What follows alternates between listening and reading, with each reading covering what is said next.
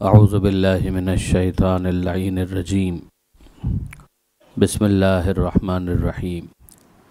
अल्हम्दुलिल्लाहि रब्बिल आलमीन वस्सलातु वस्सलामु अला अशरफिल अंबियाइ वल मुरसलीन सय्यिदिना व मौलाना अबुल क़ासिम मुहम्मद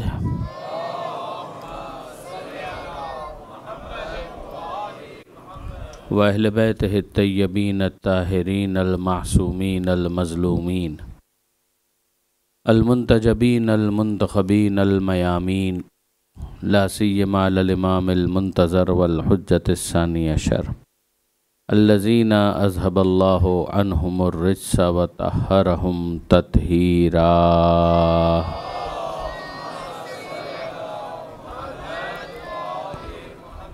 वल्लअनतु दाइमतुल बाक़ियतु अला अअदाइहिम अजमईन मिन यौम ज़ुल्मिहिम इला क़ियाम यौमिद्दीन। रब्बि इश्रह ली सदरी व यस्सिर ली अमरी वहलुल उक़दतम मिन लिसानी यफ़क़हू क़ौली वजअल्नी ख़ालिसन लिवजहिकल करीम। या अल्लाह सल्लल्लाहु अला मुहम्मद व आलि मुहम्मद। अम्मा बादु फ़क़द क़ालल्लाहु सुब्हानहु व तआला फ़िल क़ुरआनिल हकीम। बिस्मिल्लाहिर रहमानिर रहीम। या अय्युहन्नास इन्ना ख़लक़नाकुम मिन ज़करिन व उन्सा व जअलनाकुम शुऊबन व क़बाइला लितआरफ़ू इन्ना अक्रमकुम इंदल्लाहि अत्क़ाकुम। सल्लल्लाहु अला मुहम्मद व आलि मुहम्मद।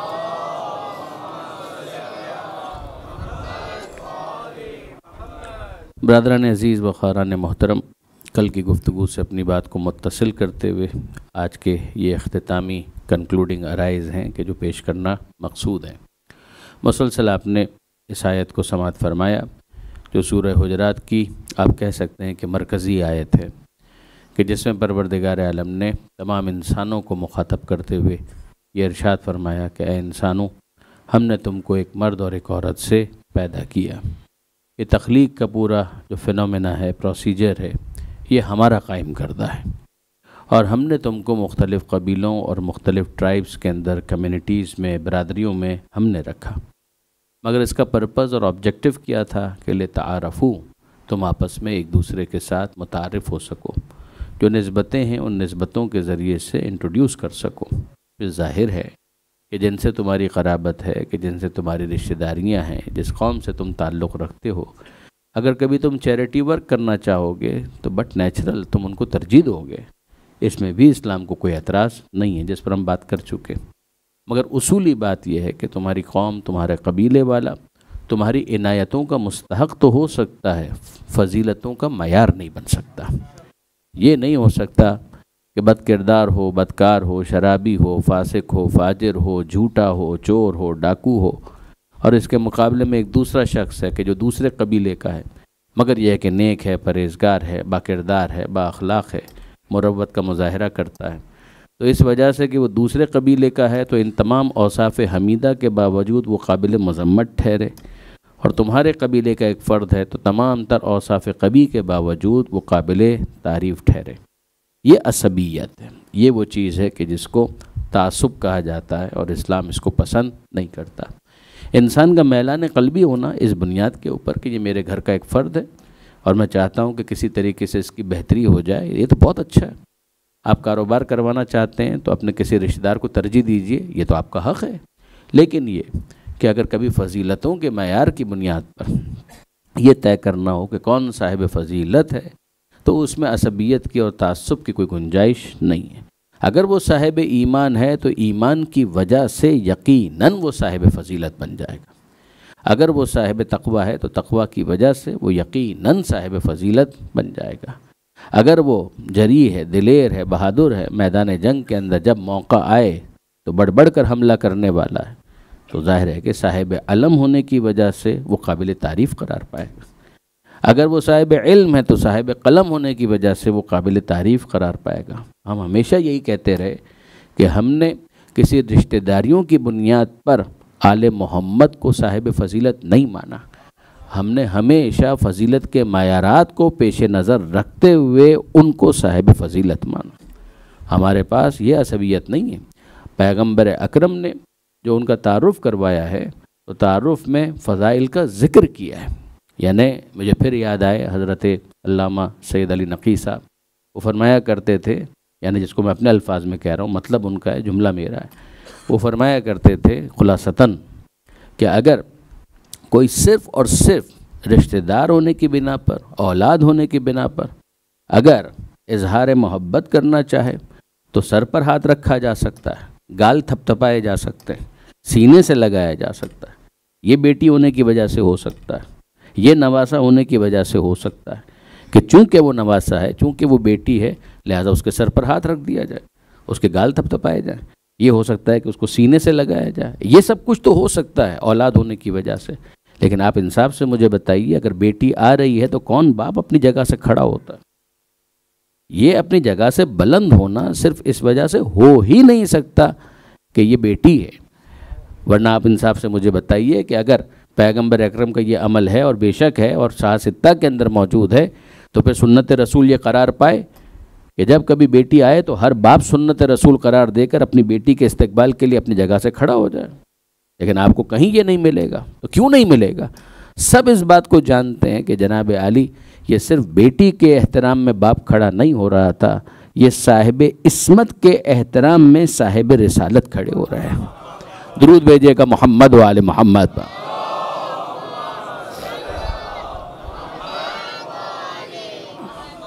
आप बेटा होने की वजह से, आप नवासा होने की वजह से आप चॉकलेट दिला दीजिए, ये बात तो समझ में आती है। आप कोई शीरीनी दे दीजिए, ये बात तो समझ में आती है कि भाई मैं अपने नवासे से शुरू करूंगा, ये बात समझ में आती है। लेकिन आप इंसाफ से मुझे बताइए कि क्या सिर्फ नवासा होने की वजह से जन्नत के जवानों की सरदारी दी जा सकती? ये कभी भी इस वजह से नहीं हो सकता कि चूंकि ये नवासे हैं इस वजह से ये किया जा रहा है। इसलिए कि ये वाक़अन साहिब फसीलत, ये वाक़अन परवरदिगार आलम की नज़र में कोई मर्तबा और मकाम रखते हैं।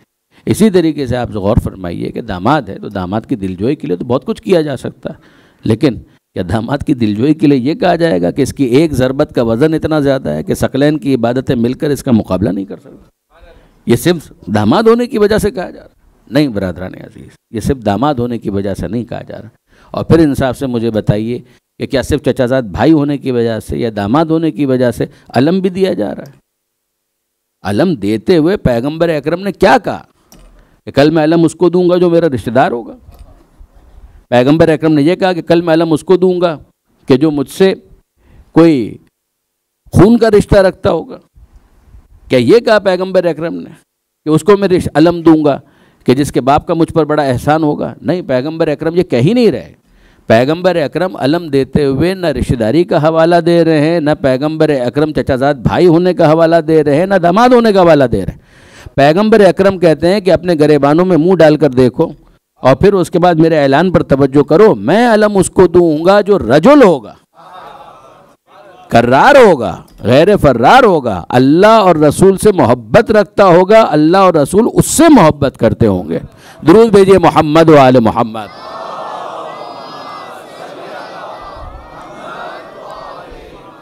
तो ये जितने फ़ज़ाइल हम सुनते हैं उसमें बेशक पैगंबर अकरम की क़राबत, पैगंबर अकरम की निस्बत वो बहुत इम्पॉर्टेंट है। लेकिन ये है कि ये सारे फ़ज़ाइल जो पैगंबर अकरम की तरफ से अता किए जा रहे हैं, ये जो परवरदिगार आलम की तरफ से कहा जा रहा है, ये सिर्फ इस वजह से नहीं। वरना पैगंबर अकरम की अगर हम बरादरान के नुक्ता नज़र से देखें तो सुलभी बेटियाँ वो तो और भी मानते हैं, मगर क्या सबब है कि ना आया तथहीर में नज़र आती है, ना आया मुबाहला में नज़र आती है? क्या वजह है? कोई तो सबब है ना। चलिए हम कह दें कि उनका इंतकाल पहले हो गया, मगर कहीं फजीलत के बाद में पैगंबर अकरम उनका जिक्र कर रहे हूँ, कहीं ये मिल जाए कि उनके एहतराम में भी पैगंबर अकरम खड़े हुए हों, तो आपको नहीं मिलेगा। तो क्या सबब है? उसकी वजह यही है कि जो वाक़अन फजीलत का हक़दार होता है पैगंबर अकरम उसकी फजीलत बयान करते हैं। ये सिर्फ रिश्तेदारी की बुनियाद पर नहीं हो रहा। और उसके बाद ये फिर इल्म परवरदिगार है कि जहाँ परवरदिगार आलम उन अफराद का इस तरह से तारुफ़ करवाए कि हमारे इल्म पर शुबा मत करना।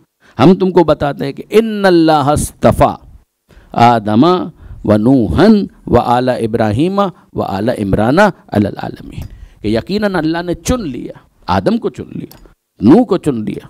बहुत अच्छा था कि परवरदिगार इसके बाद भी नाम ही ले लेता। लेकिन क्या हैरानी की बात है कि परवरदिगार ने आदम के मरहले पर आदम का नाम लिया, नूह अलैहिस्सलाम का जिक्र किया तो नूह अलैहिस्सलाम का नाम लिया, मगर जब इब्राहीम अलैहिस्सलाम की बारी आई तो फ़कत इतना नहीं कहा कि इब्राहीम को चुन लिया। आयत फिर सुन लिएगा, अब परवरदिगार आलम कहता है कि इन्नल्लाह अस्तफ़ा आदमा व नूहन व आला इब्राहीमा, सिर्फ इब्राहीम को नहीं चुना, आले इब्राहीम को चुन लिया। यानी नस्ल इब्राहीम में इल्म परवरदिगार में है कि कुछ ऐसे अफराद आते रहेंगे कि जो इस काबिल हो कि जिन्हें खुदा चुने।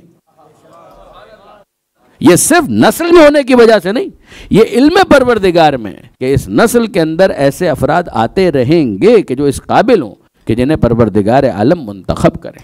तो याद रखिएगा बरादरान अजीज़ के परवरदिगार ने आले इब्राहीम का भी जिक्र किया और फिर उसके बाद का वह आला इमराना, कि आले इमरान को भी चुन लिया। तो ये चुनना किस बुनियाद पर है? फ़ेलुल हकीम ला यखलु अनिल हिकमा, कि हकीम का फ़ेल कभी भी हिकमत से खाली नहीं होता।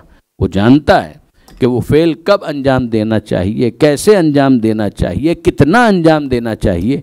तो याद रखिए कि वो चुनने वाला है और ये वो हैं कि जिनको चुना गया।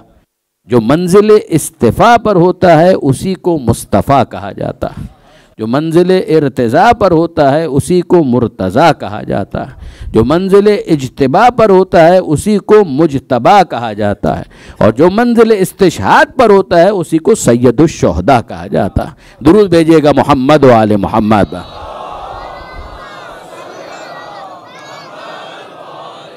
एक मरतबा और मिलकर दुरूद भेज दें, मोहम्मद व आले मोहम्मद।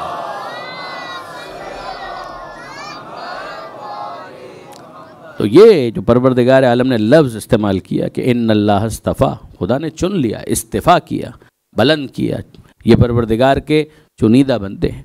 तो जाहिर है कि अब जिनको परवरदिगार चुन रहा है वो यकीनन परवरदिगार आलम की नज़र में एक मंजिल ख़ास रखते हैं और जानते हैं और बहुत अच्छी तरीके से जानते हैं कि जो इस काबिल नहीं होता है फिर उसको अलग कर दिया जाता है। नूह अलैहिस्सलाम के बेटे को क्या कहा गया? इन्नहु लैसा मिन अहलिक, ए नूह ये तुम्हारे अहल में शामिल नहीं है। गौर फरमाया आपने, जब नूह अलैहिस्सलाम को ये कह दिया गया कि ये तुम्हारे अहल में शामिल नहीं है, बावजूद ये कि वो बेटा है, मगर बेटा होने के बावजूद अहल में शामिल नहीं है। अब आप गौर फरमाइए कि पैगंबर अकरम चादर में लेकर क्या कह रहे हैं? पैगंबर अकरम चादर में लेकर कह रहे हैं अल्लाहुम्मा हाउलाए अहलो बैती। तो मैं पूछना चाहता हूं कि क्या किसी को इस बारे में कोई शक है कि ये पैगंबर अकरम की बेटी है? सब जानते हैं कि ये पैगंबर अकरम की बेटी है। क्या किसी को इस बारे में शक है कि हसन और हुसैन पैगंबर अकरम के नवासे? सब इस बात को जानते हैं। क्या किसी को इस बारे में शुबा है कि अली पैगंबर अकरम के दामाद भी हैं, चचाजाद भाई भी हैं? सब इस बात को जानते हैं।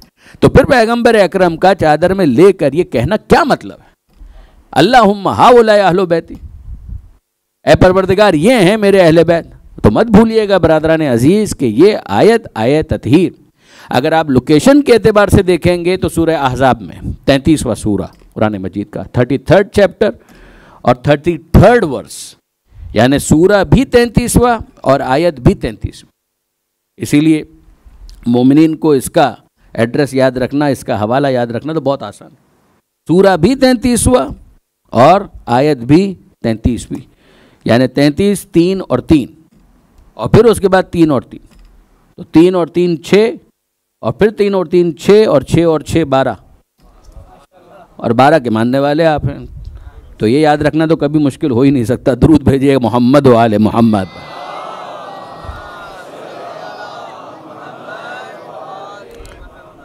तो उस आयत के अंदर जहाँ परवरदिगार आलम ने तहारत का ऐलान किया है, ये जहन में रखिएगा कि अगर आप हवाले के एतबार से देखें ये सूरह अहज़ाब, और आया मुबाहिला को अगर आप देखें तो आया मुबाहिला सूरह आले इमरान में, वो सूरह आले इमरान में है और ये सूरह अहज़ाब में। मगर ये लोकेशन के एतबार से आपको मुख्तलिफ जगहों पर मिलेंगी, लेकिन नुज़ूल के एतबार से अगर आप देखें तो ये आसपास नाजिल, यानी जो मैं अर्ज़ करना चाह रहा हूँ, अगर इसको आप गौर कीजिएगा, साहिब कशाफ ने बल्कि ख़ुद सही मुस्लिम के अंदर भी ये हवाला आपको मिल जाएगा। फ़ज़ाइल अहले बैत में जो सही मुस्लिम में हदीसें मौजूद हैं उसमें आपको ये तफसील मिल जाएगी कि जब ये आयत नाजिल हुई तब पैगंबर अकरम ने अपने इन रिश्तेदारों को चादर में लिया और फिर परवरदिगार आलम से ये दुआ मांगी कि अल्लाहुम्मा हाउलाए अहलु बैती, क्या परवरदिगार ये हैं मेरे अहले बैत। तो अब मैं आपसे पूछता हूँ कि ज़रा इस पर गौर कीजिए कि क्या सबब है कि उधर परवरदिगार आलम ने कहा आया मुबाहिला में क्या कहा, फ़कुल तालो नदओ अबनाअना व अबनाअकुम व निसाअना व निसाअकुम व अनफुसना व अनफुसकुम सुम्मा नब्तहिल फनजअल लानतल्लाहि अलल काज़िबीन। सबके हाफ़ज़े में कि भाई नजरान वाले आए थे, पैगंबर अकरम से गुफ्तगू कर रहे थे, सवाल जवाब कर रहे थे। पैगंबर अकरम ने उनके सवालों के जो जवाबात दिए हैं वो माखूज़ हैं सूरह आले इमरान की आयतों से। यानी सूरह आले इमरान को अगर आप इब्तिदा से पढ़ते चले जाइए तो ये तौहीद का बयान, हज़रत ईसा अलैहिस्सलाम के बारे में गुफ्तगू, मादर ईसा अलैहिस्सलाम जनाब मरियम सलामुल्लाह अलैहा के बारे में गुफ्तगू, जो उनकी गलत फहमियाँ थीं, जो उनकी तरफ से मुबालगा आराई थी, जो एग्जेजुरेशन था, उसको करेक्ट करना, ये सारी चीज़ें आपको मिलेंगी सूरह आले इमरान के आगाज़ में। यानी आयत नंबर 1 से आप पढ़ते चले जाइए और आयत नंबर 60, 64, 65 आपको यही सारा मजमून मिलेगा। तो ये हो क्या रहा था, इसमें कोई इख्तलाफ नहीं है कि ये सूरह आले इमरान का जो हिस्सा है ये नाजिल हुआ है उन सवालों के जवाब के तौर जो नाजरान के नसारा, ईसाई, क्रिश्चियंस पैगंबर अकरम के सामने पेश कर रहे थे। तो पैगंबर अकरम जो वही की सूरत में जवाब नाजिल होता था उसे अपनी ज़बान से बयान कर देते थे। तो पैगंबर अकरम एक आयत पढ़ते हैं, ये उनके सवाल का जवाब है, दूसरी आयत पढ़ते हैं, ये उनके सवाल का जवाब है, तीसरी आयत पढ़ते हैं, ये उनके सवालात के जवाबात हो रहे हैं। यहाँ तक कि उन्होंने इस बात पर इसरार किया और उनका इसरार शदीद इस बात पर, ये सारी बातें तो ठीक है कि आप ईसा अलैहिस्सलाम को बहुत बड़ा पैगंबर मानते हैं, नबी खुदा मानते हैं, ये सब ठीक। हमें तो ये बताइए कि आप ईसा अलैहिस्सलाम को खुदा का बेटा मानते हैं या नहीं मानते। अब भाई बेटा मानने से तो माजूर हैं, बेटा तो हम नहीं मानते, ये तो हम कबूल नहीं करते। तो फिर बताइए कि उनका बाप कौन था। ये उन्होंने एक सवाल रखा कि ये बताइए कि फिर उनका बाप कौन था। अगर आप देखेंगे तो ये आयतें जो मुबाहिला की तरफ जा रही हैं, आयतें मुबाहिला की तरफ, तो जब कन्वर्ज होती हैं, कंक्लूड होती हैं, वहाँ पर फिर आपको ये आयत मिलती है। और वो क्या, वो इसी सवाल का जवाब है कि जब उन्होंने कहा कि सारी बातें अपनी जगह पर, कि आप जो कह रहे हैं कि ईसा अलैहिस्सलाम ऐसे थे, ये मौजज़ा दिखाया और वो मौजज़ा दिखाया, और परवरदिगार आलम ने उनके ज़रिए से मुर्दों को ज़िंदा कर दिया, कोढ़ के मरीज़ों को सेहत दे दी, ये सब अपनी जगह। ये बताइए कि वो ईसा अलैहिस्सलाम खुदा के बेटे थे या नहीं थे। जवाब नहीं थे। तो फिर उनका बाप कौन था। अब यहाँ पर कुरान मजीद ने जवाब दिया, और ज़रा देखिएगा ये कुरान मजीद का जवाब। कुल ए हबीब, इनसे कहिए इन्ना मसला ईसा इंदल्लाह का मसल आदम, अल्लाह के नज़दीक ईसा की मिसाल आदम की मिसाल। भाई तुम ईसा अलैहिस्सलाम के बारे में क्या इसरार कर रहे हो। का इसरार ये है कि बग़ैर बाप के कोई पैदा नहीं होता, कि जब बग़ैर बाप के पैदा नहीं होता तो फिर ईसा अलैहिस्सलाम बग़ैर बाप के पैदा नहीं हो सकते। तो जब मालूम नहीं है कि उनका बाप कौन है तो इसका मतलब खुदा उनका बाप। तो परवरदिगार आलम ने जो जवाब दिया वो ये कि हबीब, इनसे कहिए इन्ना मसला ईसा इंदल्लाह का मसले आदम, अल्लाह के नज़दीक ईसा की मिसाल आदम की मिसाल है। पहले तुम ये बताओ कि आदम को मानते हो या नहीं। कहा कि हाँ उनको तो मानते हैं। कहा उनकी माँ थी। कहा नहीं। कहा उनका बाप था। कहा नहीं। तो बस ये समझ लो कि वो खुदा जो आदम को बग़ैर माँ और बग़ैर बाप के पैदा कर सकता है, वो ईसा को तन्हा माँ से पैदा कर दे, तो उसमें हैरानी की क्या बात है। तो अगर आप गौर फरमाइए तो वाकई बहुत कन्विंसिंग बात है कि इन्ना मसला ईसा इंदल्लाह का मसले आदम, कि ईसा की मिसाल अल्लाह के नज़दीक आदम की मिसाल है। फिर उसके बाद समझाया खलक़हू मिन तुराबिन, कि आदम को खुदा ने तुराब से पैदा किया, मट्टी से पैदा किया। सुम्मा क़ाल लहू कुन फ़यकून, उसके बाद कहा हो जा, तो हो गए। तो अगर कुन फ़कान की जुम्बिश से आदम हयात हासिल कर सकते हैं तो माँ के ज़रिए से ईसा अलैहिस्सलाम क्यों पैदा नहीं हो सकते। ये परवरदिगार आलम ने समझाया। उन्होंने इस पर भी इसरार की। उन्होंने कहा कि नहीं जनाब, ये काबिल कबूल नहीं है। अब कुरान मजीद में ये आयत नाज़िल हुई, फ़मन हाज्जका फ़ीहि मिन बाद मा जाअका मिनल इल्म। अगर आपके जहन में हो तो इन्हीं मजलिसों में मैंने मुफस्सल तौर पर यह गुजारिश की थी, इल्म और है, ईमान और है। अब यहां पर देखिए ये आयत, परवरदिगार आलम फरमाता है फमन हाज्जका फी है मिन बाद मा जाअका मिनल इल्म। ए हबीब, अगर इल्म आने के बाद कोई बहसा बहसी करे, जिद्दम जिद्दा करे, कट हुज्जती करे, अगर कोई खामा खां की बहस कर रहा है, इसका मतलब यह है कि अब वो सीखने और समझने के लिए गुफ्तगू नहीं कर रहा। फमन हाज्जका फी है मिन बाद मा जाअका मिनल इल्म, इल्म तो आ चुका, बात तो बड़ी कन्विंसिंग थी कि जो पेश कर दी गई, तो अब इनसे कहिए फ़कुल तालो, इनसे कह दीजिए कि अब आ जाओ, नदओ अबना अना व अबनाकुम, कि अब हम मुबाहिसा नहीं करेंगे, मुबाहिला करेंगे। अब हम मुबाहिसा नहीं करेंगे, फ़कुल तालो नदओ अबना अना व अबनाकुम। अब एक काम करते हैं कि जिनको हम अपना बेटा समझते हैं हम बुला लेते हैं, जिसको तुम अपना बेटा समझते हो तुम बुला लो, व निसाअना व निसाअकुम, जिसको हम अपनी निसा समझते हैं उसको हम बुला लेते हैं, जिसको तुम अपनी निसा समझते हो उसको तुम ले आओ, व अनफुसना व अनफुसकुम, जिसको हम अपना नफ्स अपनी जान समझते हैं उसको हम ले आते हैं, जिसको तुम अपना नफ्स और अपनी जान समझते हो तुम ले आओ। फिर उसके बाद करेंगे क्या, का सुम्मा नब्तहिल, ये नब्तहिल ही से मुबाहिला निकला है। फिर उसके बाद हम मुबाहिला करेंगे, बैठ जाएंगे एक जगह पर, तुम भी आ जाओ हम भी आ जाएं, हाथ तुम भी उठाओ हम भी उठाएं, फिर क्या करें, नजअल लानतल्लाहि अलल काज़िबीन, बद्दुआ करेंगे खुदा की बारगाह में। और बद्दुआ में क्या कहेंगे, क्या परवरदिगार जो झूठा है उसके ऊपर अपनी लानत नाजिल फरमा। यानी क्या फार्मूला दिया पैगंबर अकरम ने कि भाई तुम भी आ जाओ हम भी आ जाते हैं, ना हम तुम्हारा नाम लेंगे ना तुम हमारा नाम लो, सिफत का इजहार कर देंगे, जो झूठा होगा लानत अपना ठिकाना खुद हासिल कर लेंगे।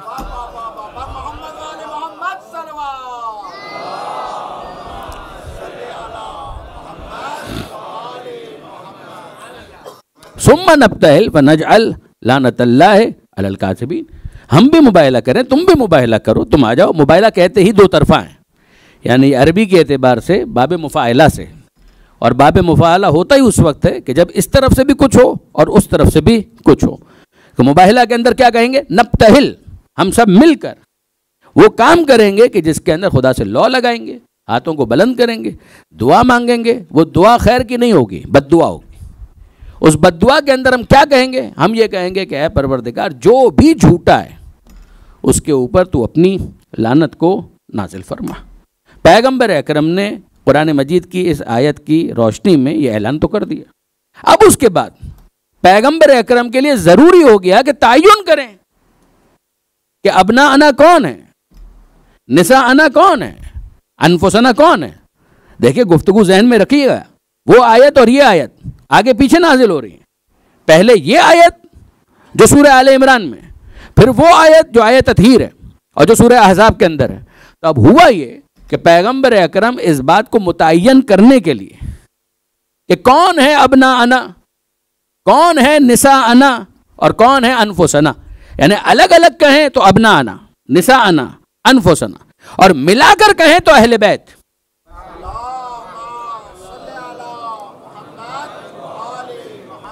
तवज्जो कीजिएगा, अलग अलग कहें तो अबना अना, निसा अना, अनफुसना, हर एक में निस्बत है हमारे। अबना अना हमारे बेटे, निसा अना हमारी ख़वातीन, अनफुसना हमारे नफ्स, ये अलग अलग। और अगर मिलाकर कहें तो मिलाकर कहने के बाद क्या कहा जाएगा, अहले बैत। अब उसके बाद पैगंबर अकरम के लिए ज़रूरी हो गया कि इस बात को तय करें। पैगंबर अकरम की अज़वाज भी हैं। पैगंबर अकरम के एक फर्जंद उस वक्त जिंदा थे जिनका नाम था जनाबे इब्राहीम अलैहिस्सलाम। आप में से वो अहबाब के जो मदीना मुनव्वरा जा चुके हैं, खुदा सबको मदीना मुनव्वरा की ज़ियारत नसीब फरमाए। जन्नतुल बकी में आज भी पैगंबर अकरम के फर्जंद की कब्र मौजूद है कि जिनको परवरदिगार आलम ने जनाबे मारिया क़िब्तिया के ज़रिए से इस दुनिया में आमद का शरफ अता किया। पैगंबर अकरम की औलाद दो ही अज़वाज से हुई, वो आप जानते हैं, एक जनाब खदीजा और एक जनाब मारिया क़िब्तिया। पैगंबर अकरम की ये वो ज़ौजा हैं कि जिनसे पैगंबर अकरम ने अक़्द फरमाया मदीना मुनव्वरा। बाकी अज़वाज को परवरदिगार आलम ने साहिब औलाद नहीं किया। तो जनाब मारिया क़िब्तिया से ये बेटा पैदा हुआ जिनका नाम था जनाब इब्राहीम अलैहिस्सलाम, जो बाद में फ़िदिया इमाम हुसैन अलैहिस्सलाम करार पाए, जिनके लिए परवरदिगार आलम की तरफ से जनाब जिब्राईल पैगाम लेकर आए कि अल्लाह के रसूल, ये दोनों हसन हुसैन और इब्राहीम, इनमें से किसी एक का इंतखाब कर लीजिए, किसी एक का। फैसला परवरदिगार का ये है कि एक इस दुनिया में रहे और एक को अपने पास बुला लिया जाए। तो पैगंबर अकरम ने फिलफौर कहा कि मैं इब्राहीम को अपने हुसैन का फ़िदिया करार देता हूँ। जिसके बाद जनाब इब्राहीम अलैहिस्सलाम बीमार हुए और फिर जनाब इब्राहीम अलैहिस्सलाम के वफ़ात के बाद पैगंबर अकरम ने उन्हें अपने हाथों से जन्नतुल बकी में दफन किया। उनकी कब्र आज भी नुमाया है, नाम नहीं लिखा हुआ, मगर वाक़िफ़ हज़रात जानते हैं कि यह है जनाब इब्राहीम अलैहिस्सलाम की कब्र। कौन? पैगंबर अकरम के फ़र्जंद। कौन से फ़र्जंद? जो जनाब मारिया क़िब्तिया से इस दुनिया में आए थे। कब इंतकाल हुआ? बचपन में। मगर क्या मुबाहिले की आयत के नुज़ूल के मौके पर इब्राहीम अलैहिस्सलाम हयात थे? जवाब यह है कि जी हाँ, उस वक्त वो हयात थे। तो ये क्या अजीब बात कि परवरदिगार आलम कहे कि ए हबीब, इनसे कहो कि हम अपने बेटों को लेकर आते हैं, और पैगंबर अकरम सगे बेटे को नहीं ले जा रहे, ना मुबाहिले के मैदान में लेकर जा रहे हैं और ना ही चादर में ले रहे हैं। इब्राहीम अलैहिस्सलाम को चादर में भी नहीं लिया। इब्राहीम अलैहिस्सलाम बेशक गुनहगार तो नहीं थे, मगर जरा गौर फरमाइए कि इस मौके पर अबना अना की क्या मंजिल है कि जिसके लिए इब्राहीम अलैहिस्सलाम क्वालिफाई नहीं कर रहे। और फिर गौर फरमाइएगा, मैं पूरे एहतराम के साथ कह रहा हूं कि जब निसा अना का लफ्ज इस्तेमाल किया है, कुरान मजीद ने निसा अना का लफ्ज इस्तेमाल किया। निसा, निसा कहते हैं खवातीन को, और कुरान मजीद ही में आप सूरह अहज़ाब ही में देखेंगे तो परवरदिगार आलम ने अज़वाज रसूल के लिए निसा का लफ्ज इस्तेमाल किया है। ये क्या अजीब बात है कि निसा का लफ्ज कुरान मजीद में अज़वाज रसूल के लिए इस्तेमाल हुआ है, और एक मरतबा नहीं हुआ, कई मरतबा हुआ। या निसा अन्नबी लस्तुन्ना का अहद मिनन निसा, ए नबी की औरतों, ए नबी की औरतों, ए नबी की औरतों, कई मरतबा कहा निसा अन्नबी। मगर क्या हैरान कुन बात है कि जब निसा अना का ऐलान किया गया तो उस मौके पर पैगंबर अकरम चादर में इनको भी नहीं ले रहे। पैगंबर अकरम अबना अना को ले जाना चाहते हैं, निसा अना को ले जाना चाहते हैं, अनफुस अना को ले जाना चाहते हैं। सगा बेटा मौजूद है, मगर अबना अना के लिए पैगंबर अकरम उनको कबूल नहीं करते। अज़वाज रसूल मौजूद हैं जिनको कुरान ने निसा नबी कहा है, मगर गौर फरमाइए कि पैगंबर अकरम ना उनको चादर में ले रहे हैं, ना मैदान मुबाहिला में ले जा रहे हैं। ये मामला क्या है? ये सिलसिला क्या है? पैगंबर अकरम ऐसा क्यों कर रहे हैं? देखिए बरादरान अजीज, और फिर अजीब बात यह है कि पैगंबर अकरम जब चादर में लेते हैं तो लेने के बाद क्या कहते हैं? अल्लाहुम्मा, ए परवरदिगार, हा उलाए अहलो बैती, मालिक ये हैं मेरे अहले बैत। यानी मैं पूछना चाहता हूं कि किसको नहीं मालूम कि सैयदा पैगंबर अकरम की बेटी हैं? फिर पैगंबर अकरम का इस अंदाज से कहना अल्लाहुम्मा हा उलाए अहलो बैती, ए मालिक ये हैं मेरे अहले बैत। तो याद रखिएगा, सगा बेटा था नूह अलैहिस्सलाम का, और कुरान मजीद ने कह दिया कि इन्नहु लैसा मिन अहलिक, बेटा है मगर अहल में शामिल नहीं है। तो हमको समझ में आया कि ऐसा भी हो सकता है कि बेटा हो मगर उस मंजिल पर ना हो कि जहां पर उसको अहल में शामिल किया जा सके। और फिर आप क्यों भूल जाते हैं कि लूत अलैहिस्सलाम की ज़ौजा यकीनन ज़ौजा है, मगर कुरान मजीद ने कहा कि लूत अलैहिस्सलाम को हुक्म यह दिया गया कि अपने अहल को लेकर निकल जाओ इस बस्ती से, मगर खबरदार तुम्हारी बीवी उसमें शामिल नहीं है। तो हम जानते हैं कि मुमकिन है कि उर्फ़े आम के अंदर बेटा अहल में हो मगर कुरान की नजर में अहल से खारिज हो जाए, उर्फ़े आम में बीवी अहल में शामिल हो मगर कुरान की नजर में अहल से खारिज हो जाए। तो अब याद रखिएगा, पैगंबर के लिए जरूरी था कि पैगंबर अकरम चादर में लेकर अपनी तशखीस बयान कराएं और फिर उसके बाद परवरदिगार से तस्दीक और तौसीक करवाएं। तो पैगंबर अकरम ने कहा अल्लाहुम्मा हाउलाए अहलो बैती, मालिक ये है मेरे अहले बैत। तूने कहा अबना अना को ले जाओ, तूने कहा निसा अना को ले जाओ, तूने कहा अनफुसना को ले जाओ, मालिक मेरी नजर में तो ये है। अब तू बता कि तेरा क्या फैसला है। अगर यही है तो दुआ मेरी ये है कि इनसे हर रिच को दूर रख और वैसा पाक रख के जो पाकीज़गी का हक है। इधर पैगंबर अकरम ने प्रपोज किया, उधर परवरदिगार ने सेकंड किया, इन्नमा युरीदुल्लाहु लियुज़हिबानकुम अर्रिज्सा अहलल बैत व युतहिरकुम तत्हीरा।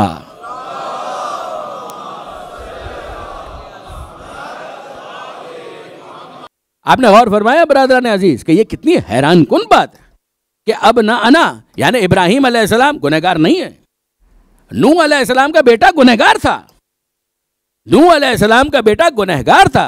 यही समझाना मकसूद है कि सिर्फ बेगुनाह होना भी अबना अना में शामिल होने के लिए काफी नहीं है।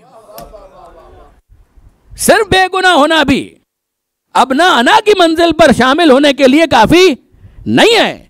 एक है जो गुनहगार होने की वजह से डिस्क्वालीफाई हो जाता है, एक है कि जो शख्स का बेटा है मगर फिर भी अबना अना की मंजिल पर नहीं आ पा रहा। यानी क्या वजह है? यानी फिर मैं यहां पर उलमाए कराम का शुक्रगुजार हूं जिन्होंने फसाहत व बलागत के दरिया बहा दिए। उन्होंने कहा कि जरा गौर कीजिए, पैगंबर अकरम की अज़वाज को कुरान कह रहा है निसा अन नबी, इब्राहिम अलैहिस्सलाम पैगंबर अकरम के बेटे मौजूद हैं मगर अबना अना की मंजिल पर नहीं आ पा रहे। तो वजह क्या है? का वजह यह है कि पैगंबर अकरम के लिए कुरान मजीद ने जो लफ्ज़ इस्तेमाल किया है वो क्या है? वमा मुहम्मदुन इल्ला रसूल। अबना अना और निसा अना, इसको जरा समझिएगा। वमा मुहम्मदुन इल्ला रसूल, मोहम्मद कुछ नहीं है, बस और बस अल्लाह के रसूल है।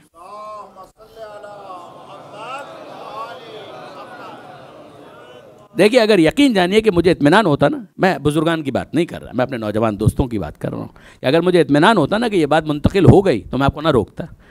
मगर इस बात को समझाने के लिए मैं चाहूँगा कि मेरे नौजवान दोस्त मेरी इन गुजारिशात पर बहुत दिक्कत के साथ तवज्जो करें कि ये जो परवरदिगार ने कहा ना कि वमा मुहम्मदुन इल्ला रसूल, कि मोहम्मद बस और बस अल्लाह के रसूल है, इसके सिवा कुछ नहीं है।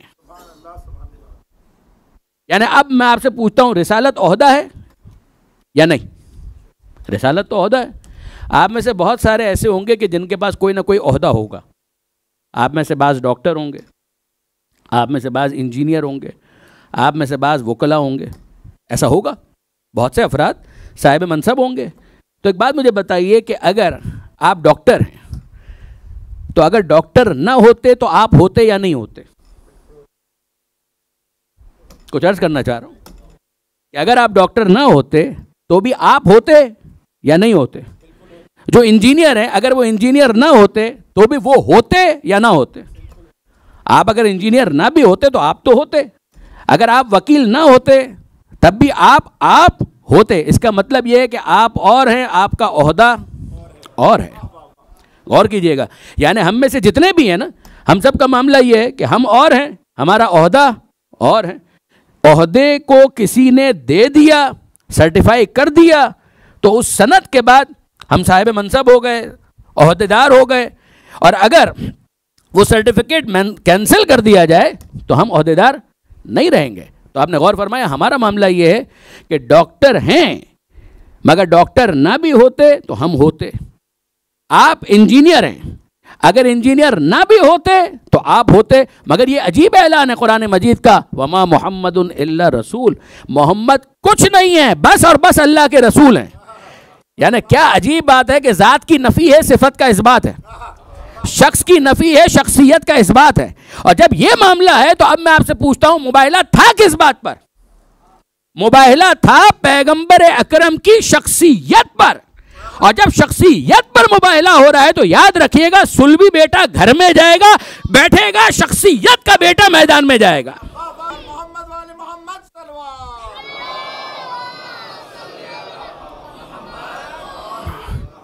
यानी फर्द का जो बेटा है वो नहीं जाएगा, अबना अना की मंजिल पर वो होगा जो रिसालत का बेटा हो, जो नबूवत का बेटा हो। और इसी तरह से अगर फर्द के लिए कोई निसा है तो वो मैदान मुबाहिला के लिए क्वालिफाई नहीं करती। यहां वो जाए कि जो रिसालत की निसा कहला सके। जो निसा अना है वो उस मंजिल पर है कि जहां रिसालत की निसा उसे कहा जा सके, नबूवत की निसा उसे कहा जा सके। नफ्स का भी मामला यही होगा, अबना अना व निसा अना व अनफुसना। तो अब उसके बाद कोई इख्तिलाफ नहीं है इसके अंदर, किसी किस्म का कोई इख्तिलाफ नहीं कि पैगंबर अकरम ने मुबाहले के लिए इनको अपने साथ लिया। और फिर अगर आप देखें तो इब्न तैमिया ने भी मिनहाजुस सुन्ना के अंदर इस बात को कबूल किया। यानी इब्न तैमिया ख़ास तौर पर यह नाम इसलिए लेना पड़ता है कि जो नवासिब की बरजस्ता तरीन शख्सियत अगर हो सकती है तो वो इब्न तैमिया, और उन्होंने तकरीबन तमाम आयतों का इनकार किया। तो फ़ज़ाइल अहले बैत की इस आयत को भी नहीं मानता, इस आयत को भी नहीं मानता, इस आयत को भी नहीं मानता, इस आयत को भी नहीं मानता, किसी आयत को नहीं मानता।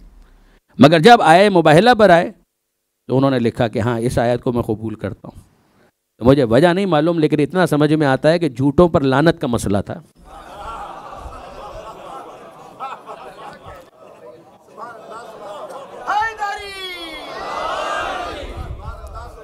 तो ये एक वजह समझ में आती है। तो उन्होंने लिखा, सराहत के साथ लिखा, और यही वजह है कि सरजमीन हिजाज के जो मुख्तसर तशरीह के साथ कुरान मजीद शाया होता है, तो उसका उर्दू वर्जन भी अगर आप देखेंगे तो उसमें आपको यही मिलेगा। आयत मुबाहला के ज़ेल में फुटनोट के अंदर ये नाम लिखे हुए हैं कि जब ये आयत नाजिल हुई तो पैगंबर अकरम लेकर चले अपने साथ हज़रत अली को, हज़रत फ़ातिमा को, हज़रत हसन को और हज़रत हुसैन को।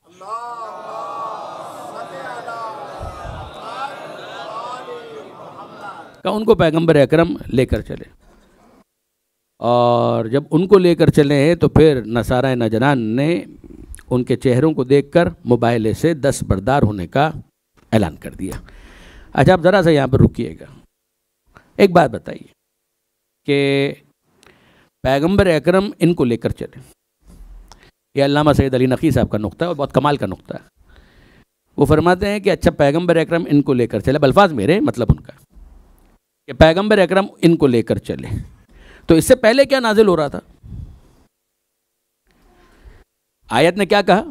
आयत ने कहा कि अब मुबाहिसा नहीं होगा, इल्म आ चुका, और फिर भी अगर नहीं मानना चाहते तो क्या करें?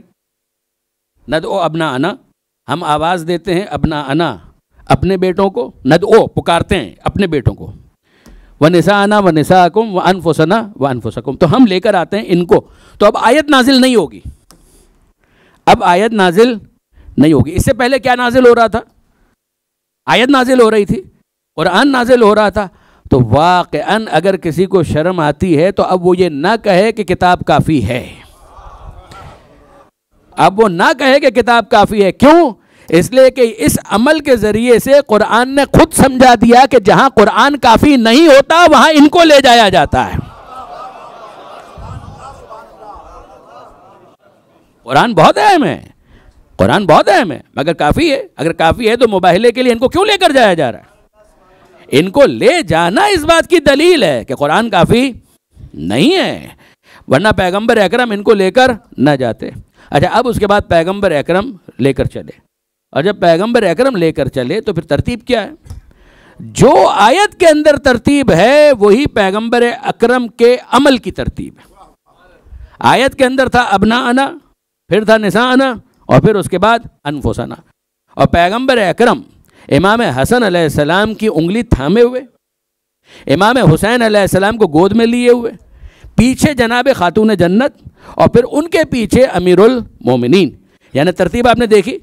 पैगंबर अकरम को कहा गया था आप कहिए कि हम ले आते हैं, पुकारते हैं, आवाज़ देते हैं, किनको? अबना अना। तो सबसे पहले किनको रखा? अबना अना, इमाम हसन अलैहिस्सलाम की उंगली थामे हुए, इमाम हुसैन अलैहिस्सलाम को गोद में लिए हुए। यानी आप ज़रा गौर फरमाइए, इमाम हुसैन जनाब सैयदा की गोद में नहीं है। यानी ये गौर तलब है कि जनाब सैयदा की आगोश में नहीं है इमाम हुसैन, वरना जनाब इमाम मजलूम की हैसियत ज़िम्नी हो जाती, सानवी हो जाती। कि कई मरतबा ऐसा होता है कि खातून जा रही हो तो वो अपने बेटे को गोद में ले लेती हैं, वो खुद मकसूद नहीं होता। मगर यहाँ एक अजीब मामला है कि जनाब सैयदा की आगोश में हुसैन नहीं है, पैगंबर अकरम अपनी आगोश में लेकर जा रहे हैं कि सबसे पहले तो इसी के चेहरे को देखो। हसन भी उंगली थामे हुए है, मगर पैगंबर अकरम ने जब अपनी गोद में ले लिया तो पैगंबर अकरम के भी आगे जिसका चेहरा नजर आ रहा है वो हुसैन मजलूम का है, वो हुसैन मजलूम का है। और फिर याद रखिएगा बरादरान अजीज, उन्होंने क्या कहा था? उन्होंने क्या कहा था? उनके अल्फाज कशाफ ने लिखे, दीगर उलमा ने लिखे कि इन्नी लअरा वजूहन, कमाल है कि मैं ऐसे चेहरे देख रहा हूं, चेहरों का जिक्र किया, मैं ऐसे चेहरे देख रहा हूं कि अगर इन्होंने हाथ उठा दिए और दुआ मांगी कि ये पहाड़ अपनी जगह से हट जाए, तो पहाड़ अपनी जगह पर बाकी नहीं रहेगा। मैं आपसे पूछना चाहता हूं, मुझे बताइए कि कौन सा चेहरा है कि जो पहली मर्तबा देखा? जरा गौर कीजिएगा, कौन सा चेहरा है कि जो पहली मर्तबा देखा? पैगंबर अकरम से रोज मुलाकात हो रही थी, सबसे अफजल वो हैं बेशक, मगर पैगंबर अकरम से रोज मुलाकात हो रही थी। पैगंबर अकरम से मुलाकात हुई, सवाल किए, पैगंबर अकरम ने सूरह आले इमरान की आयतें पढ़ पढ़ कर सुनाई, तो पैगंबर अकरम का चेहरा देखे हुए थे, मौला का चेहरा देखे हुए थे। मत भूलिएगा, इनको समझ में नहीं आ रहा था कि पैगंबर अकरम से मुलाकात कैसे करें, प्रोटोकॉल क्या हो। ये रेशमी लिबास पहनकर गए, हालांकि रूहबानियत के दावेदार थे। इन्होंने हरीरो दीबा के लिबास पहने, सोने की अंगूठियां पहनी कि भाई एक बादशाह के पास जा रहे हैं। उनको नहीं मालूम था, उनको नहीं मालूम था कि पैगंबर अकरम का तरीक़ेकार क्या है। भाई सिर्फ रसूल हैं? कहा नहीं, मदीने के ताजदार भी हैं, इनके मातहत एक पूरी मुमलिकत चलती है, तो बादशाह के दरबार में कैसे जाएं? तो बादशाह के दरबार में जाने के लिए इन्होंने अपना रूटीन का लिबास छोड़ दिया। जो उनका खरका होता था, फटे पुराने कपड़े होते थे, वो नहीं पहने और अपने लिबास को तब्दील किया। रेशमी लिबास पहना, सोने की अंगूठियां पहनी, अच्छे ताज पहने और फिर उसके बाद गए। उस वक्त तक मस्जिद में गैर मुस्लिमों का दाखिला ममनू नहीं हुआ था। जब गए हैं तो पैगंबर अकरम ने मुंह फेर लिया। इनको दावतनामा दिया गया था, बाकायदा पैगंबर अकरम ने खत लिखकर बुलाया था, मगर जब वो इस अंदाज से गए, पैगंबर अकरम ने अपना रुख फेर लिया। ये बाहर निकले और ढूंढा किसी को कि कोई बताए कि ऐसा क्यों हमारे साथ किया जा रहा है, जबकि इनके अखलाक के तो हमने चर्चे सुने हुए, मगर ये क्या मामला है। तो किसी साहब से उन्होंने पूछा, नाम में जानबूझकर नहीं ले रहे, तो उन्होंने पूछा कि साहब ये बात क्या है, हमने तो इतने अखलाक के तस्करे सुने थे। कहा कि बात तो ऐसी है, अखलाक तो इनका ऐसा ही है। कहा फिर हमारे साथ तो ये हुआ, का इसके बारे में मैं कुछ नहीं कह सकता। फिर किसी और साहब के पास गए, उनसे पूछा तो उन्होंने कहा कि हाँ अखलाक तो ऐसा ही है, मगर ये तुम्हारे साथ क्यों हुआ नहीं मालूम। तो 2-3 मरतबा ठोकरें खाई। फिर उसके बाद किसी ने कहा कि अली से पूछो, उसके बाद किसी ने कहा अली से पूछो। यानी वाक़यान ये ऐसा लगता है कि दुनियादारों के नसीब में है कि जब तक 3 मरतबा ठोकर ना खा लें हक तक नहीं पहुंचेंगे। तो अब उसके बाद वो मौला तक पहुंचे और मौला से पूछते हैं कि भाई बताइए, आपके बारे में सुना है कि आप बचपन से इनके साथ हैं। कहा कि हाँ मैं बचपन से इनके साथ हूँ। कहा फिर फरमाइए कि ये क्या सबब है कि हमसे ये बेरुखी। तो मौला ने सर से लेकर पैर तक देखा और कहा कि इसी हुलिये में गए थे, इसी हुलिये में गए थे। तो उन्होंने कहा जी जी बिल्कुल इसी हुलिये में गए थे, यानी हमने आदाब दरबार की खिलाफ वर्जी नहीं की। तो मौला फरमाते हैं कि तुमने ये क्या ड्रामा रचाया हुआ है, ये स्वांग क्या रचाया हुआ है, तुम तो राहिब होने के दावेदार हो, जाओ अपने रूटीन के लिबास में जाओ और फिर देखो कि क्या होता है। ज़रा गौर फरमाइएगा। यानी फिर अल्लामा का जिक्र करूं कि उन्होंने इसका तज्जिया किया और कहा कि अगर ये रेशमी लिबास उनका रूटीन का लिबास होता तो शायद पैगंबर अकरम मुलाकात से इनकार न करते, मगर मसला ये है कि वो तो ये समझ रहे हैं कि उनका तकाजा ये है कि जो आए वो इस अंदाज से आए। तो इस गलत फहमी को दूर करना पैगंबर अकरम ने ज़रूरी समझा। अब ये गए अपने लॉज में, जहाँ पर भी रुके हुए थे, रेस्ट हाउस जो भी आज के नाम आप जानते हैं, जो किराए पर उन्होंने जगह ली थी, और वहाँ पर जाकर अपने रूटीन के लिबास में वो आए और पैगंबर अकरम से मुलाकात के लिए अब जब मस्जिद में दाखिल हुए तो पैगंबर अकरम खड़े होकर इस्तकबाल करते। तो अब मैं आपसे पूछ रहा हूँ कि गुफ्तगू क्या थी कि उन्होंने ये कहा कि हम ऐसे चेहरे देख रहे हैं। तो अब मैं आपसे पूछता हूँ कि चेहरे, तो पैगंबर अकरम का चेहरा तो रोज देखा, मौला का चेहरा ना देखा होता तो पैगंबर अकरम का चेहरा देखना भी नसीब ना होता। तो अली का चेहरा देखे हुए थे, पैगंबर अकरम का चेहरा देखे हुए थे। और अब मैं आपसे पूछता हूं कि कौन है और मैदान मुबाहिला में खातून जन्नत नकाब में, चेहरा देखने का सवाल ही नहीं है। उनका वजूद खुद इतनी बड़ी बरकत है, लेकिन यह है कि चेहरा वो तो नकाब में है। तो मैं आपसे पूछता हूं, चेहरे देख रहे हैं तो चेहरे पैगंबर अकरम का चेहरा देखे हुए थे, मौलाए कायनात का चेहरा देखे हुए थे, जनाब सैयदा का चेहरा नकाब में। अब उसके बाद दो ही ऐसे हैं कि जिनके चेहरे पहली मर्तबा देख रहे हैं, एक हसन और एक हुसैन। हसन उंगली थामे हुए हैं, हुसैन गोद में। तो याद रखिए कि सबसे पहले जिसका चेहरा देखा वो हुसैन इब्ने अली का है, और हुसैन इब्ने अली का चेहरा उसी तरह मुस्तफ़ा की आमद की खबर दे रहा था जिस तरह से सितारा सहरी आमद आफ्ताब की खबर देता।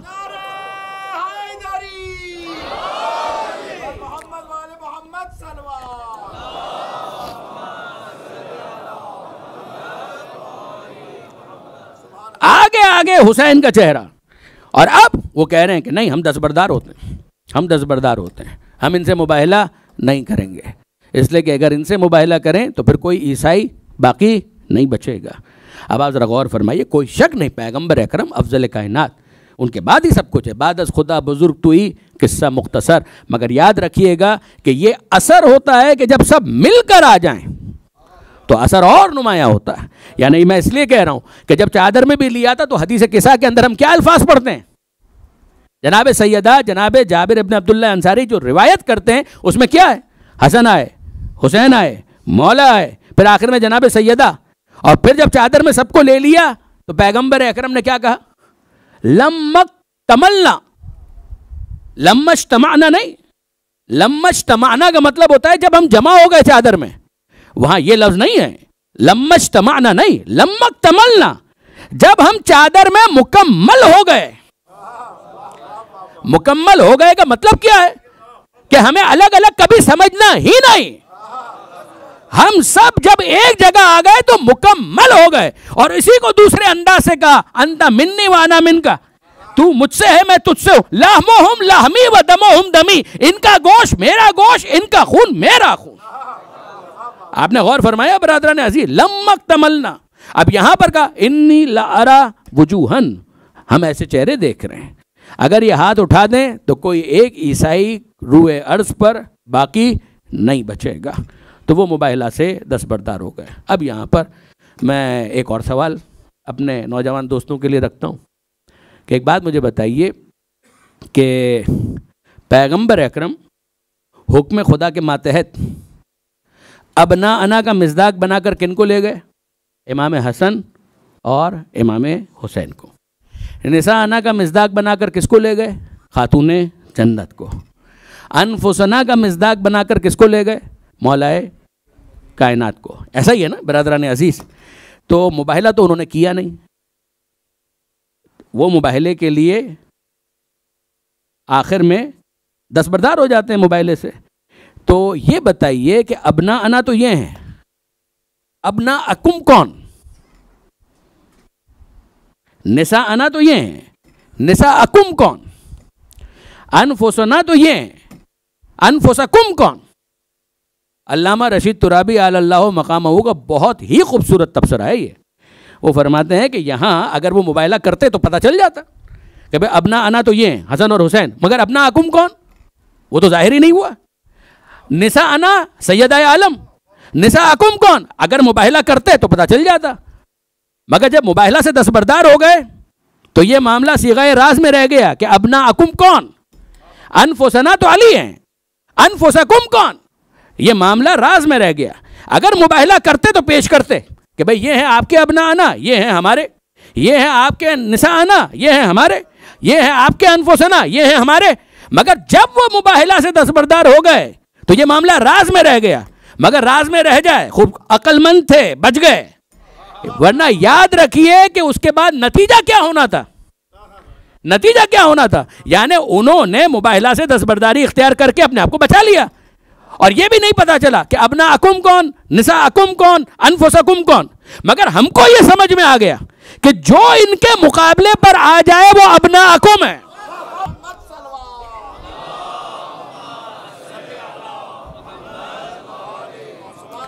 यानी यकीन जानिए कि ये हमारे लिए बहुत बड़ा मसला हल हो गया। कुरान की आयत की रोशनी में ये वाज़ेह हो गया कि ये है अबना आना। वो तो मुबाहला से दस्तबरदार हो गए, मगर अब इतना समझ में आ गया कि अबना अना के मुकाबले पर जो आ जाए वो अबना अकुम है, जो निसा अना के मुकाबले पर आ जाए वो निसा अकुम है। और जो अनफुसना के मुकाबले पर आ जाए वो अनफुसकुम है। और ये कुरान ने समझा दिया कि जो इनके मुकाबले पर आए वो होगा क्या, वह नजअल लानतल्लाहि अलल काज़िबीन, वो झूठा भी होगा, मलऊन भी होगा।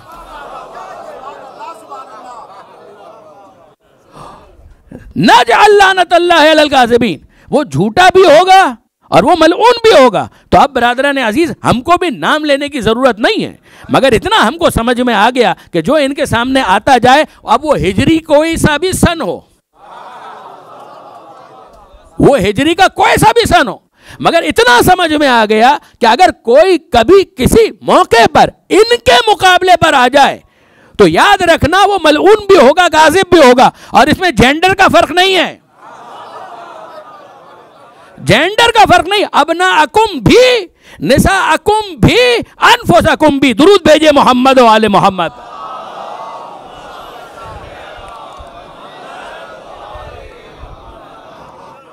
और बस अब आखिरी बात, और मैं मंजिल मसाइब से करीब हो जाऊं, कि आप जरा गौर फरमाइए और मुझे ये बतलाइए कि वो मुबाहिला से दस्तबरदार हो गए, अक्लमंद थे, अक्लमंद थे, मुबाहिला से दस्तबरदार हो गए तो ईमान ले आए।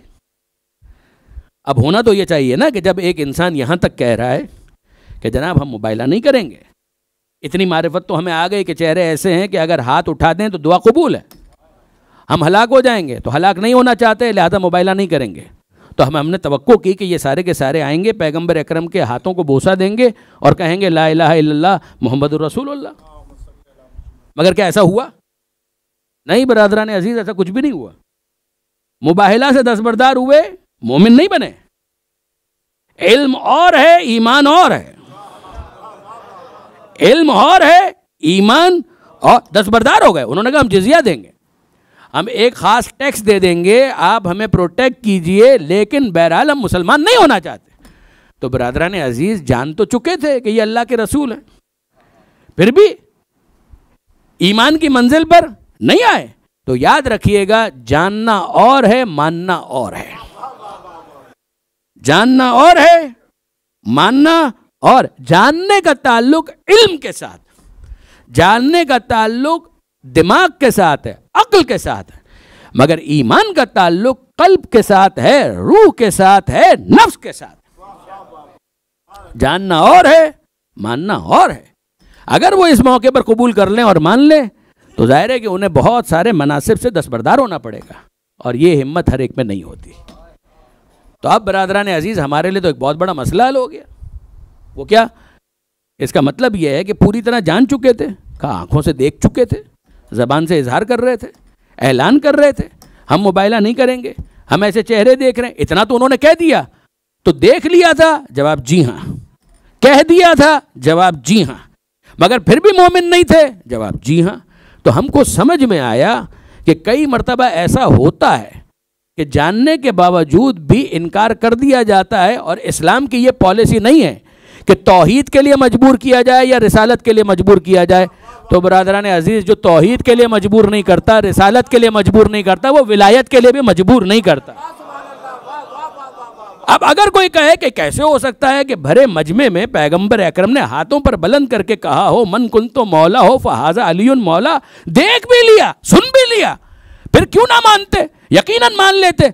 पैगंबर अकरम ने अगर ये किया होता तो यकीनन मान लेते। मैं यही अर्ज करूंगा बरादरान अजीज कि मुबाहिला का पूरा वाकया हमारे सामने है, जानना और है, मानना और है। जब हाथों पर बुलंद किया तो देख लिया, जब ऐलान किया मन कुंतु मौला हो फहाजा अलीयुन मौला, तो सुन लिया, मगर जानना और है, मानना और है। इल्म की मंजिल है मगर ईमान की मंजिल नहीं है।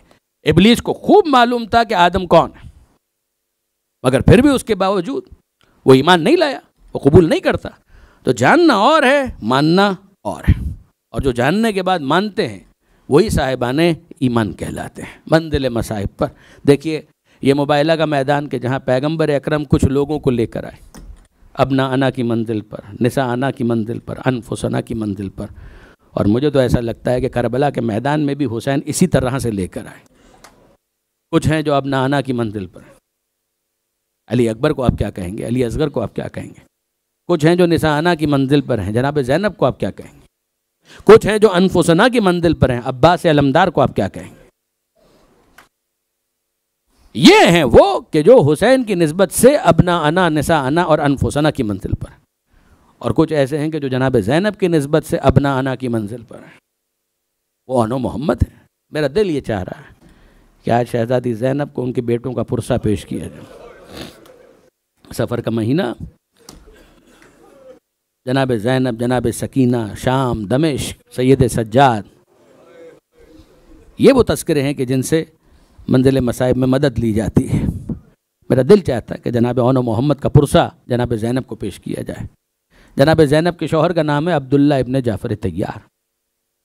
जनाब जाफ़र तैयार मौला कायनात के बड़े भाई हैं।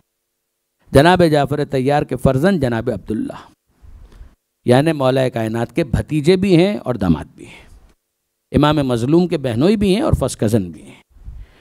और क्या अजीब बात है कि जब ये काफ़िला रवाना हुआ, अब्दुल्ला इब्न जाफ़र तैयार ख़ुद मरीज़ हैं, इस सफ़र में शरीक नहीं हो पाए।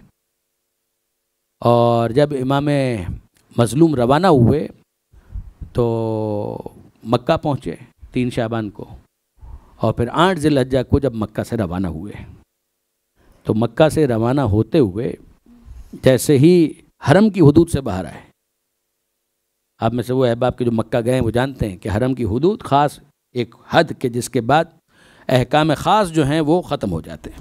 हरम की घास नहीं उखाड़ी जा सकती, हरम में शिकार नहीं किया जा सकता। क्या अजीब बात है, हरम में हर एक अमान में है मगर वारिस हरम के लिए अमान नहीं है। हुसैन मज़लूम ये कहते थे कि मैं पसंद करता हूँ कि हरम से एक बालिश बाहर मेरा खून बहाया जाए, हरम की हुदूद, हरम की हुर्मत को पामाल ना किया जाए।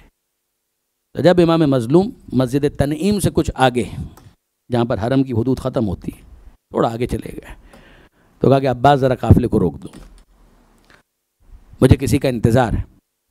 काफ़िले को रोक दिया गया, और जब काफ़िले को रोका गया तो कुछ देर के बाद एक घोड़सवार कुछ साथियों के साथ दूर से आता हुआ नज़र आया। ये कौन है? जनाब अब्दुल्ला इब्ने जाफ़र तैयार। ये तशरीफ़ लाए और इमाम हुसैन से मुलाकात की। रस्मी गुफ्तगू के बाद एक जुमला कहा जनाब अब्दुल्ला इब्ने जाफ़र तैयार ने। वो कहते हैं कि हुसैन, क्या मुझे इजाज़त है कि मैं अपनी ज़ौजा ज़ैनब से कुछ बातें कर लूँ? इमाम हुसैन कहते हैं, अब्दुल्ला, ज़ैनब आपकी ज़ौजा हैं, मेरी इजाज़त की कोई ज़रूरत नहीं है। कहाँ है ज़ैनब? का वो नाका, उस पर महमिल मौजूद है, अभी ये ऊँट बेकजावा नहीं है, अभी इंतज़ाम हज़रत अब्बास के हाथ में है। अब्दुल्ला इब्न जाफ़र तैयार आहिस्ता आहिस्ता उस महमिल के करीब हुए। जनाब ज़ैनब को इल्म है, इत्तला मिल चुकी है कि मेरा शौहर मुलाकात के लिए आया है। दिल में ख़यालात आ रहे हैं, कहीं ऐसा तो नहीं है कि मेरा शौहर मुझे वापस पलटने का हुक्म दे दे। तो रस्मी गुफ्तगू के बाद, इससे पहले कि अब्दुल्ला कुछ कहते, जनाब ज़ैनब ने कहा, ए अब्दुल्ला, इससे पहले कि तुम कुछ कहो मैं कुछ कहना चाहती हूँ। कहा बीबी फरमाइए। कहा देखो, मैं शरीयत की पाबंद हूँ, मुझे भी मालूम है कि ज़ौजा अगर सफ़र करे तो उसे अपने शौहर की इजाज़त लेनी होती है। तो अगर तुम मुझे मना कर दोगे तो मैं शरअन पाबंद हूँ कि वापस मदीना तुम्हारे साथ जाऊँ।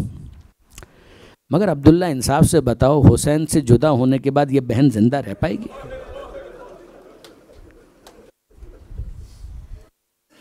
ये एहसास ही इतना अजियतनाक होगा कि मुझे नहीं लगता कि ज़ैनब की रूह अपने जिस्म में बाकी रह पाए। बज़ाहिर इस तरह का कोई इक़दाम अगर तुमने किया तो शायद ज़ैनब की लाश ही तुम्हारे साथ जाएगी। अब्दुल्ला ने ये जुमले सुने, कांप गए, थरथराने लगे, और उन्होंने कहा कि बीबी, आप मेरी ज़ौजा ज़रूर हैं, मगर मैं आपका मर्तबा और मकाम जानता हूँ। गोया आप सानिया ज़हरा हैं, वारिस जनाब सैयदा हैं, उनकी चादर की वारिस है। मैं जानता हूँ कि आपका मर्तबा और आपका मकाम क्या है। मैं आपको कोई हुक्म देने नहीं आया। तो जनाब ज़ैनब को एक इत्मीनान हुआ। फिर पूछती हैं कि फिर अब्दुल्ला आने का बाइस क्या है, सबब क्या है, कैसे आना हुआ? तब अब्दुल्ला कहते हैं, बीबी, बस आपके जद की एक हदीस याद आ गई थी, उस पर अमल करने के लिए हाजिर हुआ हूँ। जनाब ज़ैनब का इश्तियाक बढ़ा और अब पूछती हैं कि अब्दुल्ला, मेरे जद की कौन सी हदीस आपको याद आ गई? अल्लाह के रसूल की कौन सी हदीस आपको याद आ गई कि जिस पर अमल करने के लिए आपने इतनी जहमत की? कहा बीबी, आपके जद की हदीस है कि अगर सफ़र पर जाओ और मुश्किल सफ़र हो तो सदक़े का सामान साथ रखा करो। आप इतने मुश्किल सफ़र पर जा रही हैं और सदक़े का सामान आप मदीने में भूल गई। मैं तो बस सदक़े का सामान आपके हवाले करने के लिए आया हूँ। जनाब ज़ैनब का तजस्सुस और बड़ा कि अब्दुल्ला सदक़े का कौन सा सामान मैं मदीने में भूल गई कि जिसे देने के लिए आप यहाँ पर आए। अब अब्दुल्ला कहते बीबी ये औन और मोहम्मद, बीबी ये औन और मोहम्मद हमारे जिगर के टुकड़े, ये सदक़े का सामान ही तो हैं। बीबी अगर कोई मुश्किल वक्त हुसैन पर आए तो एक को अपनी तरफ से हुसैन पर सदका कर दीजिएगा, दूसरे को मेरी तरफ से हुसैन पर सदका कर दीजिएगा। अब जनाब ज़ैनब खुशी से निहाल हो गई कि अरे ये तो सदक़े का सामान है, ये तो मेरे शौहर की वसीयत हो गई कि ये तो सदक़े का सामान है। और फिर करबला में जनाब ज़ैनब ने अपने दोनों बच्चों को हुसैन के ऊपर कुर्बान कर दिया। आप जानते हैं कि जनाब ज़ैनब ने किस तरह से कुर्बान की। और फिर उसके बाद जब ये काफ़िला रवाना हुआ करबला से, अब जनाब ज़ैनब के जहन में वो जुमला मौजूद है कि ये तो सदक़े का सामान है। अब ये काफ़िला कूफा पहुंचा, कूफा से शाम पहुंचा, रास्ते में नेज़ों के ऊपर सरों को बुलंद किया गया। ये सारे मंजर जनाब ज़ैनब देख रही हैं। यहाँ तक कि दमिश्क में दाखिल हुई, 1 साल की कैद मुकम्मल हो गई। और फिर उसके बाद यजीद मजबूर हुआ कि आले मोहम्मद के इस लुटे हुए काफ़िले को रिहा करे। और जब रिहा किया गया तो आप जानते हैं कि एक मकान मांगा गया। और जब मकान के अंदर सारी बीबियाँ जमा हो गई और शाम की औरतें भी आ गईं, तो आप जानते हैं कि लूटे हुए तबर्रुकात आना शुरू हुए। जब लूटे हुए तबर्रुकात जनाब ज़ैनब ने देखे हैं तो उन सब में सबसे पहले अब्बास का अलम उठाया और कहा जाओ बेटा सैयद सज्जाद, इस मकान की छत पर मेरे अब्बास का अलम नस्ब करो। ज़ैनब अब्बास के अलम के साए में हुसैन का मातम करेगी। सैयद सज्जाद सर को झुकाए हुए जो हुक्म जनाबे फूफी जान, और उसके बाद उस अलम को नस्ब कर दिया। और अब जनाब ज़ैनब फिर कुछ तलाश कर रही हैं और एक खून भरा कुर्ता उठाया और अपनी आंखों से लगाया और रोने लगे। सैयद सज्जाद कहते हैं फूफी अम्मा आप इस कुर्ते को पहचानती हैं? कहा बेटा मैं ना पहचानूंगी। अम्मा इस कुर्ते को सीती जाती थी और रोती जाती थी। ये कुर्ता हुसैन के जिस्म पर उस वक्त था जब जालिम का खंजर चल रहा था। ये बातें हो रही थी और ऐसे में कटे हुए सर आना शुरू हुए। और जब कटे हुए सर आना शुरू हुए तो अली अकबर का सर जनाब लैला ने अपनी आगोश में लिया, जनाब अब्बास का सर जनाब उम्मे कुलसूम ने अपनी आगोश में लिया, कासिम का सर फरवा ने अपनी आगोश में लिया। और हुसैन का सर जब आया तो पहले सारी बीबियां खड़ी हुई, ज़ियारत पड़ी अस्सलामु अलैका या अबा अब्दुल्लाह। और फिर उसके बाद जनाब ज़ैनब ने सर हुसैन लिया अपनी गोद में और अब बीबियों ने मातम शुरू किया। उम्मे लैला की फरियाद वाह अली अकबरा, फरवा की फरियाद वाह कासिमा, जनाब उम्मे कुलसूम की फरियाद वाह अब्बासा, और ज़ैनब पुकार रही थी वाह हुसैना वाह हुसैना वाह हुसैना। ऐसे में शाम की औरतों ने देखा दो नन्हे नन्हे सर ऐसे कि जिनका कोई मातम नहीं कर रहा। तो उन बीबियों ने कहा ए बीबियों क्या इन बच्चों की मां जिंदा नहीं है? जनाब ज़ैनब को जलाल आया, कहा कि ये मेरे दिल के टुकड़े हैं, ये मेरी आंखों के नूर हैं, ये मेरे औनो मोहम्मद है। कहा बीबी फिर इनका मातम क्यों नहीं करती? अब जनाब ज़ैनब ने कहा इन बच्चों को मैंने हुसैन पर सदका कर दिया, पहले अपने माँ जाए का मातम करूंगी, फिर सदका होने वाले बच्चों का मातम करूं।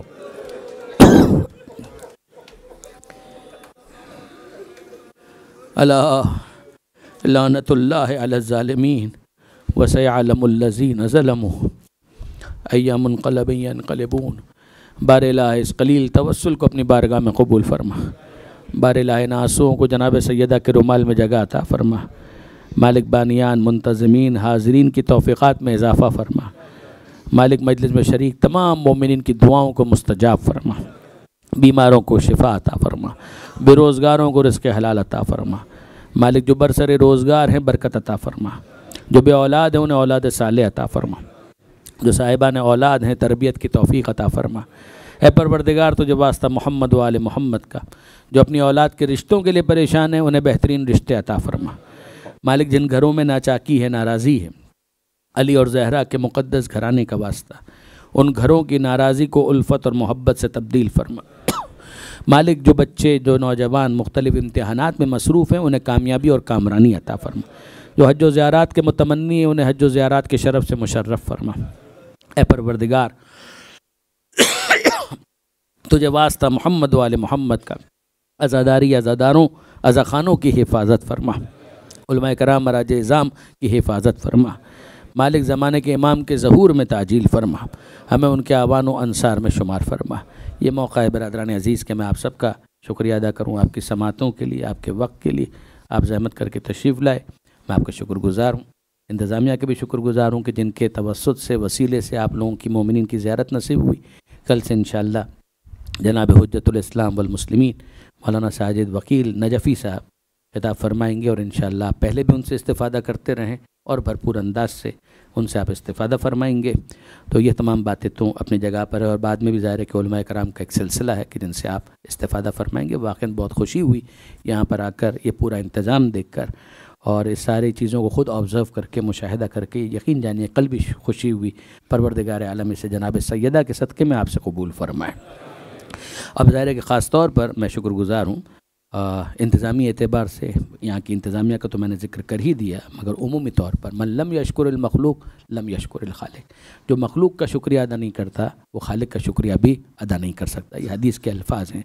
लिहाजा यहाँ पर जो इंतज़ामिया है, रईसुद्दौला मुत्तहिदा अरब अमारात जनाब शेख मोहम्मद बिन ज़ायद आल नहयान हफ़िज़हुल्लाह, उनका भी ख़ास तौर पर शुक्रिया अदा करते हैं। जनाब शेख डॉक्टर सुल्तान बिन मोहम्मद अल क़ासिमी हाकिम शारजा, परवरदिगार आलम इनकी भी हिफाजत फरमाए। इसी तरह से तमाम हुकूमती इदारे जो किसी तरीके से भी फ़र्श अज़ा की खिदमत कर रहे हैं, बिलखुसूस शारजा पुलिस और अमन, रईस औक़ाफ़ जाफरिया शारजा सैयद जासिम सजवानी, इन सब के लिए दुआ है। और वाक़ई दिल से दुआ है, जो लॉ ऑफ लैंड है उसको प्रोटेक्ट करना, उसका ख्याल रखना, ये हमारी ज़िम्मेदारी है।